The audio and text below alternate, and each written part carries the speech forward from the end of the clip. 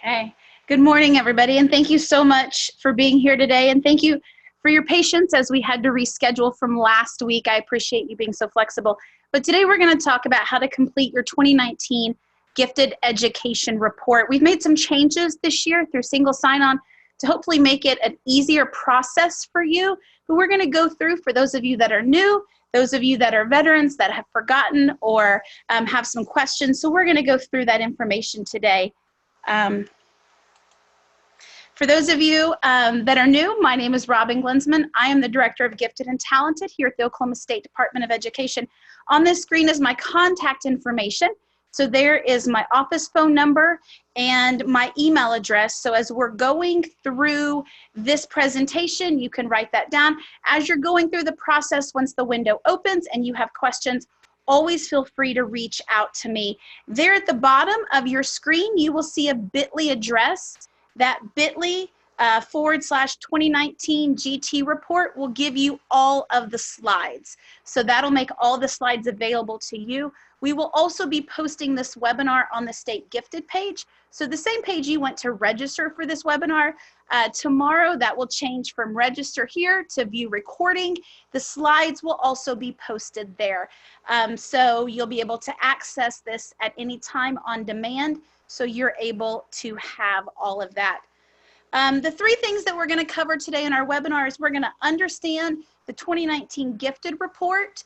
We're going to discuss the changes that are new for this year and discuss the timeline that's coming up so that we can make sure we have the due date and everything finalized and ready to go. So when you log into single sign-on, you should have the Gifted Report as one of your options. If you were to go log into single sign-on today, it still has the 1819 Gifted Report available. We haven't opened up the 1920 yet. We're making some last minute enhancements. Our goal is to have that open up by the end of this week. So it'll just simply take the 1819 off of single sign-on and put 1920. If you are new to the Gifted Coordinator role at your district and you log on to single sign-on and you don't have that option, there is someone in your district, usually an administrator or superintendent, who can give you access. They control your district single sign-on access. So if you don't have that, make sure that you ask someone for it. So when you log on to the GT report, this is the welcome screen. This is what everyone sees when they log on. And the very first thing you need to do is fill out your district contact name. Make sure your name, your phone number, and your email address is there. This is the person I will contact if I have questions about your GT report. So whoever needs to be the contact needs to have their information put here. The one thing that is also very important is after you fill in that information, don't forget to hit save. You are able to toggle between screens, but if you don't hit save at the bottom, the information hasn't been saved. It'll let you go on to the next screen. So make sure as a double check at the bottom of every screen, always hit save. After you have filled in this information, the purple underlined bar there that says menu and status, that is where you're going to click next. That is going to get us to all of the different screens that we can fill out. The next screen that you're going to see shows all of the different report areas that we have. And if you'll notice on the screen, every single one of them says incomplete. That means they haven't been updated for the year or save hasn't been hit.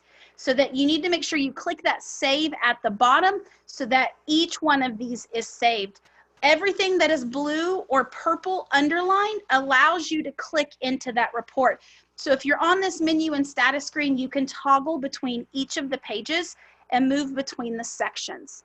The next section that you're going to get to is the contact information. This allows us to know who is the GT contact at each of the different levels for your district.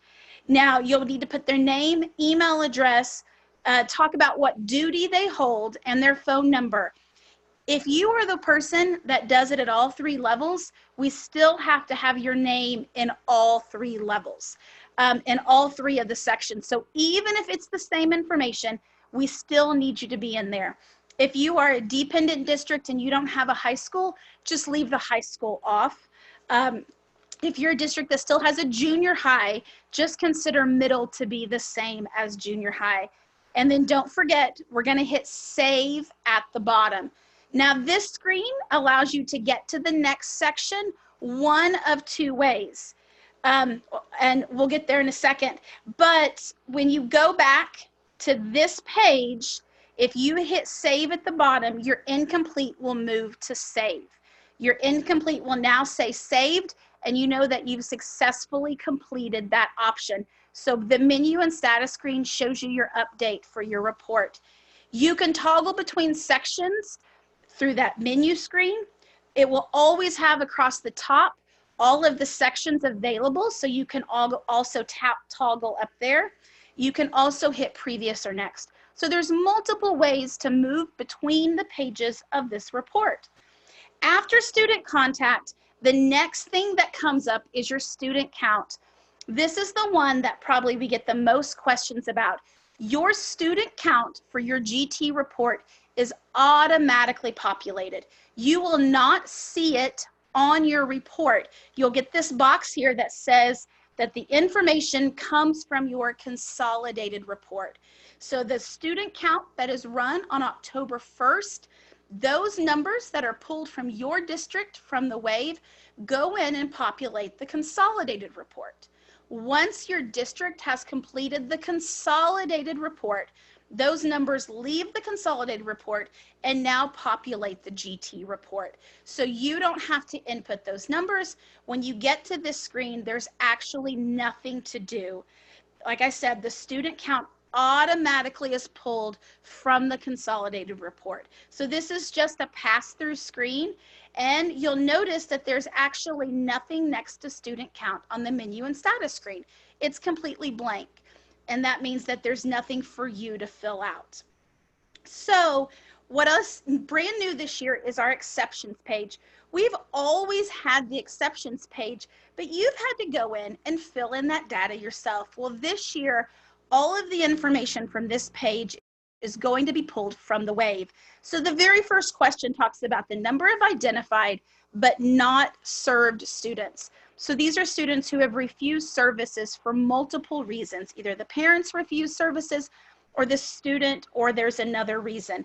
That number will automatically be populated. That is not captured on any other report, but it is saved in your student information system.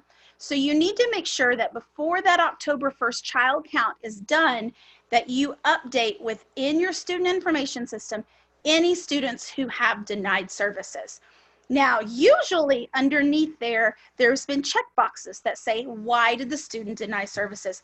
That has been removed this year, so you do not have to worry about the reasoning for the refusal. So what you'll want to do is when you get to this screen, just make sure that top number is correct. So have in your mind how many students in your district are refusing services. Then the bottom box is the number of identified gifted students that have disabling conditions. So these are students who are twice exceptional. They've been identified as gifted and talented, and they've been identified through an IEP or a 504. Again, this number is automatically populated from the WAVE and from the information that is pulled over. So all you're doing on this screen is checking to make sure that number is correct. Once you have checked both of these, again, you'll hit the save at the bottom. But again, there is nothing to input on this screen. All of the information has been pulled over from the consolidated report. So you'll just hit save at the bottom because everything is there and you're just double checking that information. The next screen is our identification screen, and this lets us know how are you identifying students in your district. So the top box says, how do you identify them? Do you identify them through Category 1? Remember, Category 1 is a nationally recognized test of intellectual ability. So are you giving a test to your students either individually or by grade levels? So then you would check that box. Are you also identifying your students with a multi-criteria matrix? Are you creating one within your district to hit those other levels? Because remember, in the state of Oklahoma, gifted education has 4 areas. We've got our intellectual ability or academic ability, but we also have visual and performing arts, leadership, and creative thinking. And those students come through the matrix. So you will check those boxes if you're doing category 1 and category 2. If you're doing category 2, what data points are you collecting on your matrix? So you will go in and check all of those that apply, whether it's work samples, measures of achievement, which would be other tests that you use, measures of performance, whatever you do, check as many boxes as possible here to tell us how you're identifying. Now at the bottom of this screen is now how you'll tell us what test you're using in category 1.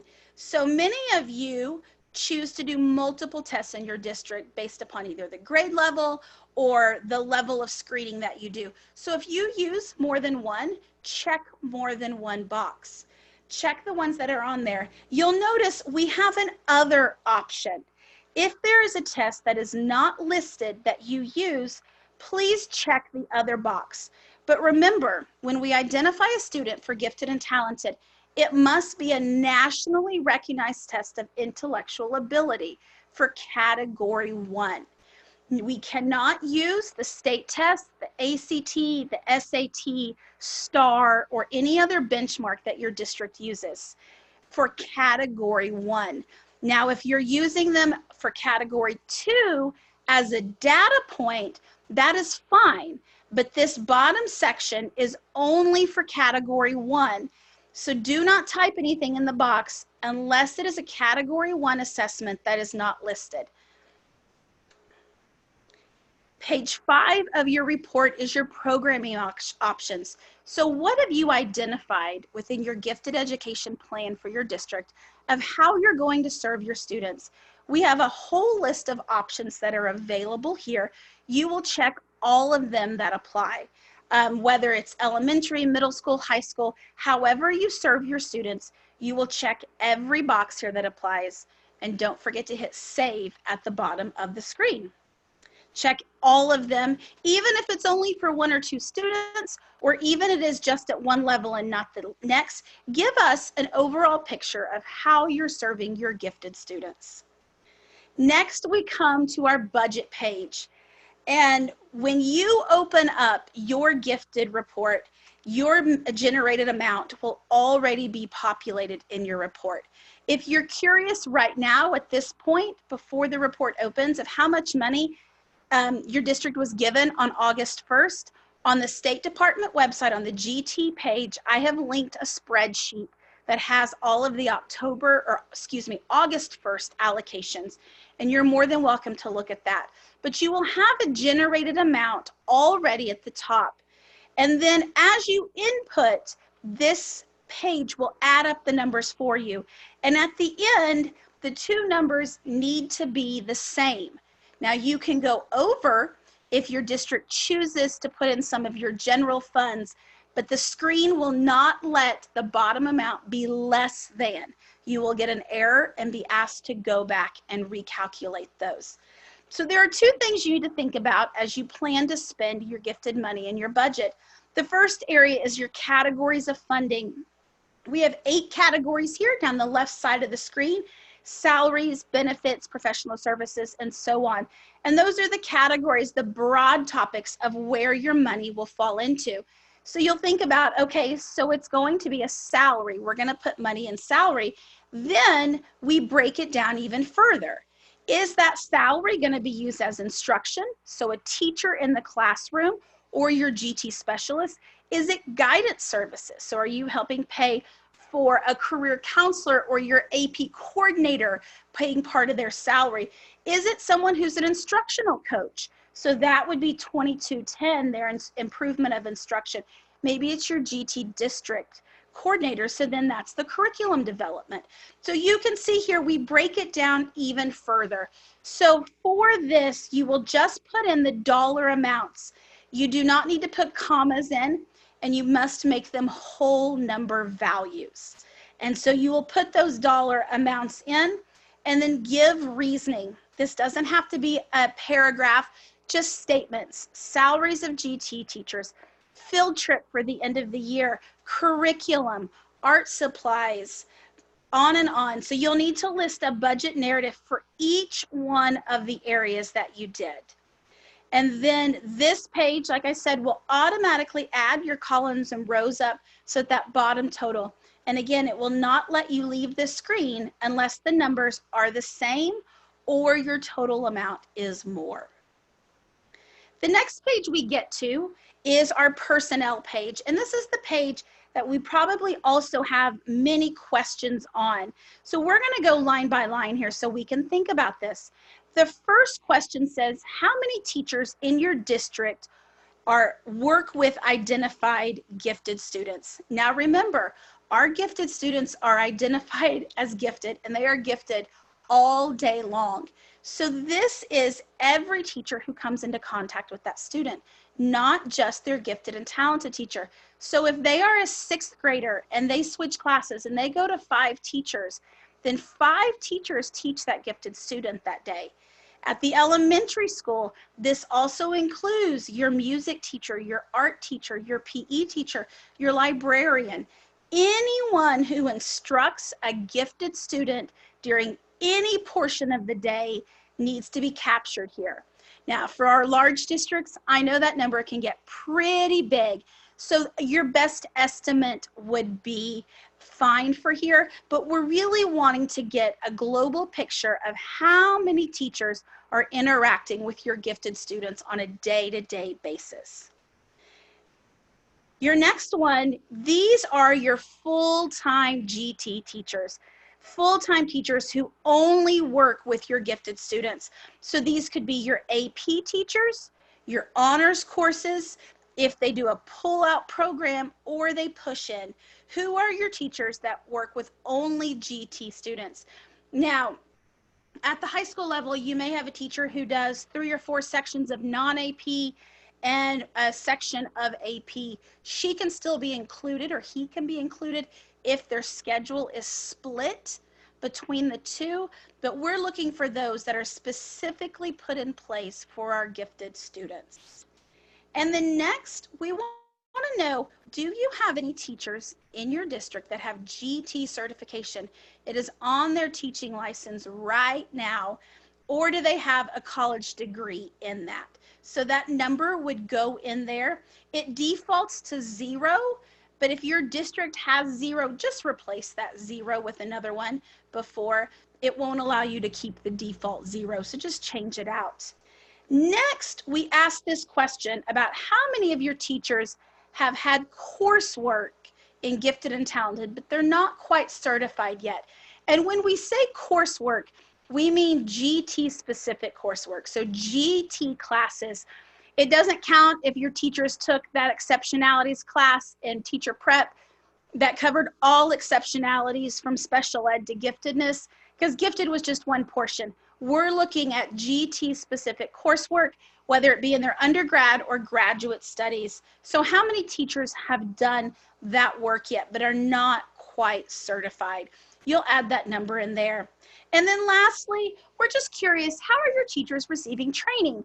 One of the things that state law says that if your teachers are going to be working with your local advisory council, they need to have some type of annual training. We have multiple ways that is offered. OAGCT is the state gifted conference every year. You could do a local district in-service that your GT coordinator provides. I have regional workshops coming up in 5 cities around the state this fall. One of those would be a great one to come to. We will be doing some video conferencing or some other webinars throughout the year.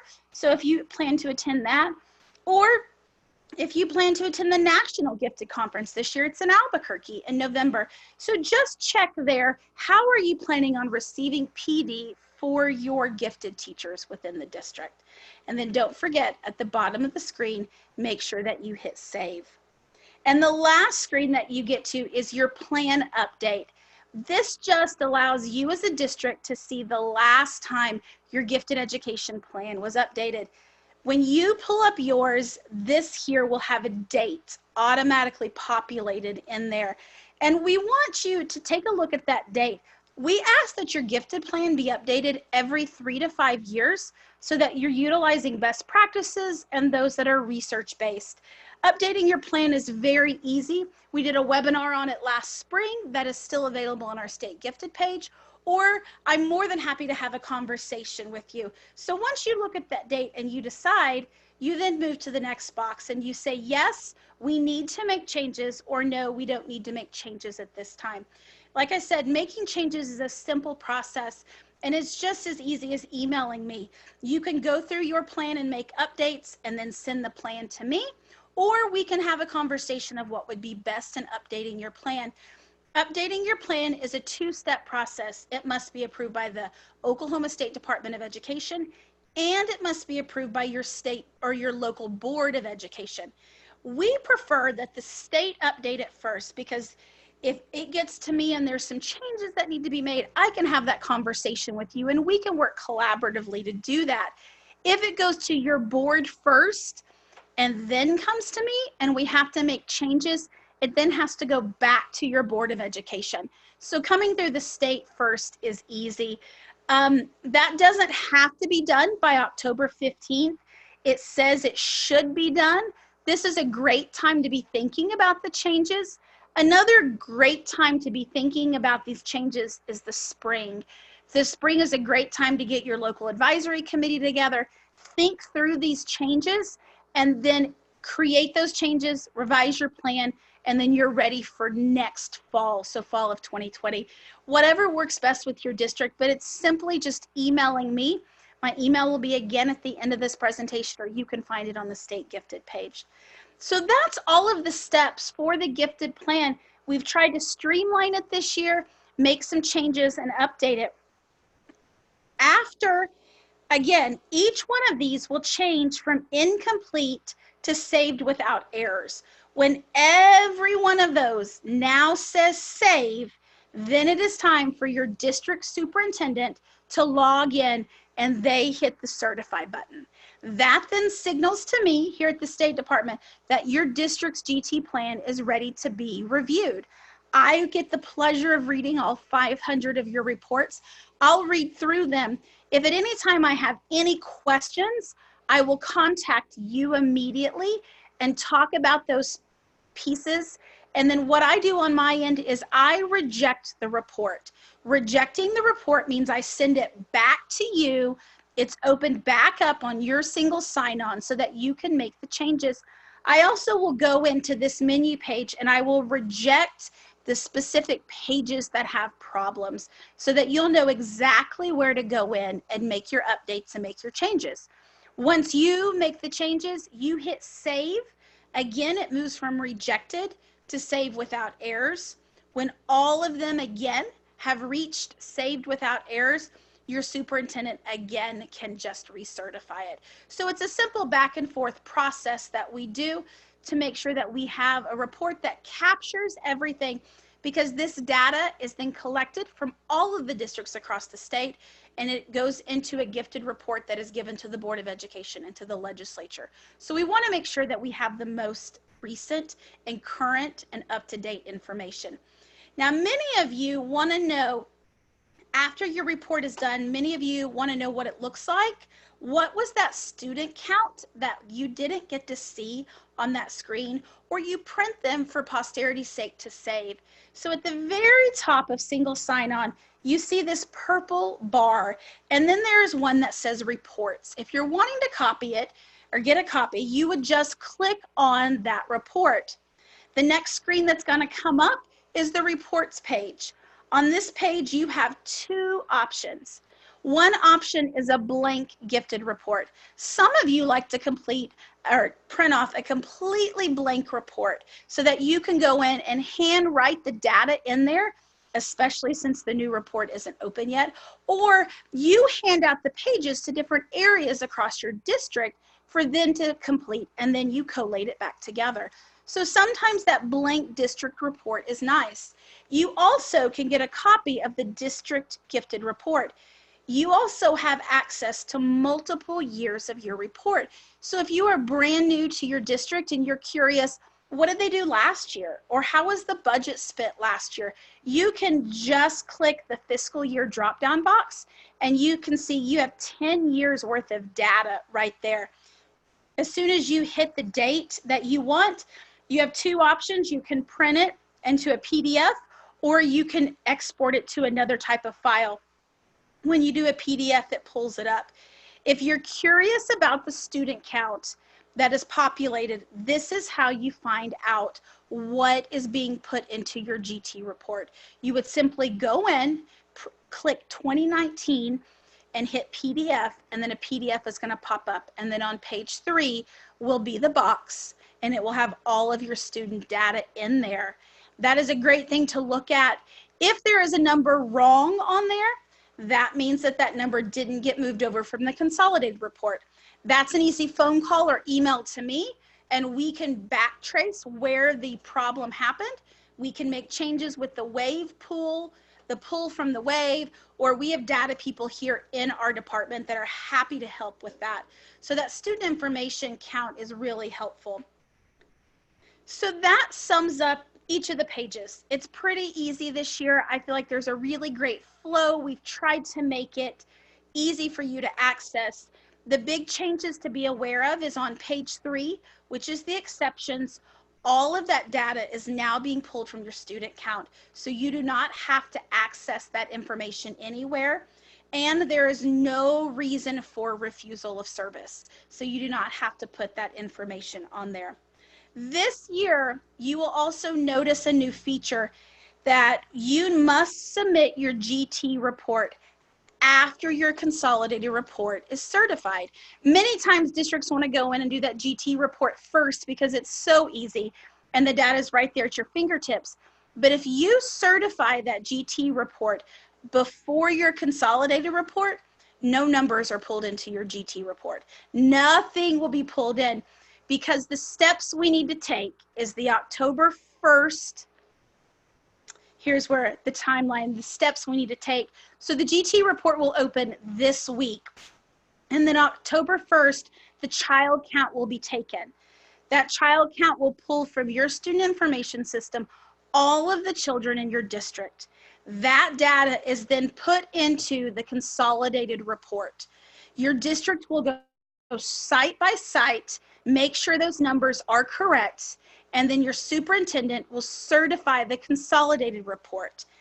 After the consolidated report has been certified, those numbers will fill in your GT report. So we need to submit our GT report after the consolidated report to make sure the correct numbers are in there. If we do it too early, the wrong numbers will be in there. Now, if you're looking at this screen, you're like, but Robbyn, they have the same date. And that's right, they do. We give till October 15th to do the consolidated report. So what that means is if your superintendent is having a problem with the consolidated report, you can't get your GT report in. That's a simple phone call or email to me, just with a heads up that just says, hey, Robbyn, we're having some problem with our wave data and we're not getting our consolidated report on time. A heads up to me lets me know that I can expect it a little bit later, or I can help troubleshoot some things on our end here at the State Department. But they need to go in this order to make sure that we're not having to reject a report and send it back. This year, you actually will not be able to submit your GT report if the consolidated report hasn't been certified. That's one of the buttons that's taking a little bit longer to get that programmed in, but we just want to make sure that this report is as accurate as possible. So that really there summed up all of the changes that are happening to the GT report this year, all of the components screen by screen, showing you how to toggle between pages, making sure that you save at the bottom, and all of the required information. Again, here's my contact information on the screen. You're more than welcome to call at any time or email me. The slide presentation is available at that bit.ly address at the bottom. So as you've now heard all this information, what questions do you have? Feel free to put those in the chat box, and I'm going to review some of those questions now. So Amy from UConn says, if they don't submit until October 15th, is it certified on that date or does it take a few days? Amy, that's a great question. As soon as the consolidated report is submitted, it is certified. It can take up to 24 hours for the data to go from the consolidated report to the GT report. So you might wait about 24 hours or a day if they submit it on a Friday, come back on Monday. So that can allow that to come over. That's a great question. I wouldn't certify them back to back, day to day on the same day. Sherry asked, is there a certain maximum percentage of students that can be counted for multi-criteria? It's a great question, Sherry. So we have two areas, category 1 and category 2. All of the students that come in through category 1, no matter what number they are, they will all receive funding. And a gifted student, for the weighted student per student pupil, they get 0.34 more. So every gifted student gets a third more funding. So everybody in category 1, no maximum for the test of intellectual ability. If there is category 2, which is the multi-criteria, and Sherry, this is where your question's getting to, you can identify as many students as you want, but you will only receive funding for a number of students that equals 8% of your total student population of the entire district. So however many students you have at your district, find 8%. That number is what number we will pay for the multi-criteria. And again, those students receive 0.34 more. You receive funding twice a year for gifted. You get it on August 1st. That money was already allocated when your district got state aid. If based upon your student count that comes in through October 1st, your numbers have risen, which means your funding has increased, you will see that adjustment come on the December 1st allocation that your district gets. So they'll see the bump in funding come at that point. Unfortunately, if you are a district that does not receive state aid, you also do not receive gifted funding, but you are still required to complete the gifted report. And so that's still a check piece that you still have to do. It's a checks and balances so that we can make sure your district is providing those services, even if you don't receive funding. Lee here from Oklahoma City says, you mentioned that AP teachers should be counted in the number of teachers that only serve GT students. Our AP teachers have many students that are not GT. They don't serve. You're exactly right, Lee. Just because you're GT doesn't mean you're the only ones in that AP course. But those AP courses will have gifted students in there. So when we're talking about personnel that serves only GT, you will put those AP teachers in there.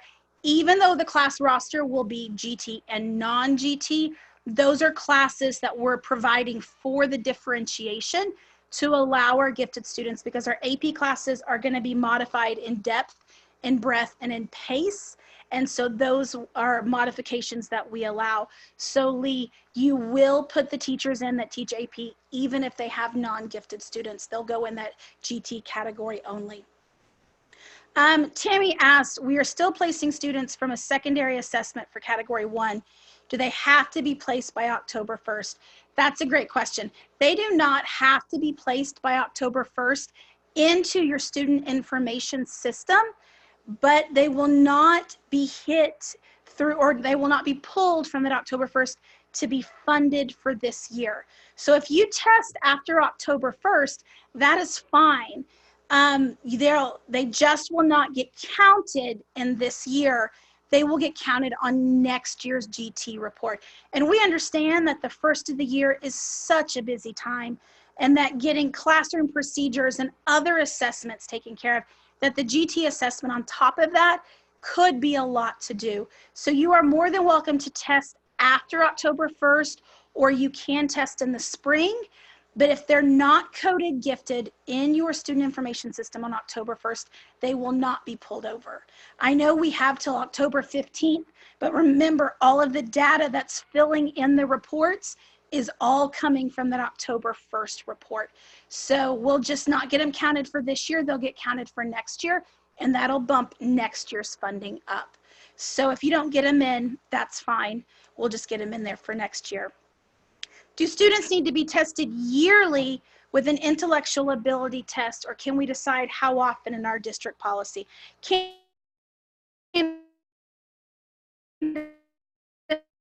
that's a great question.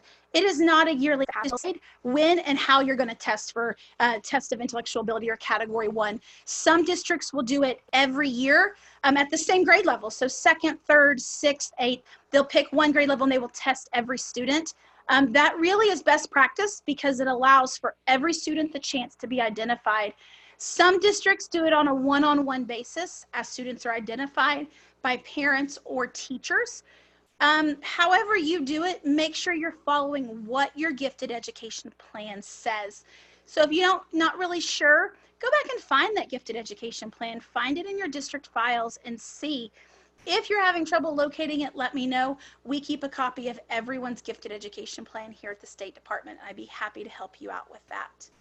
So those are the questions that have been put in the chat box at this point. I'll remind you again, and I've said it multiple times, but I can't say it enough.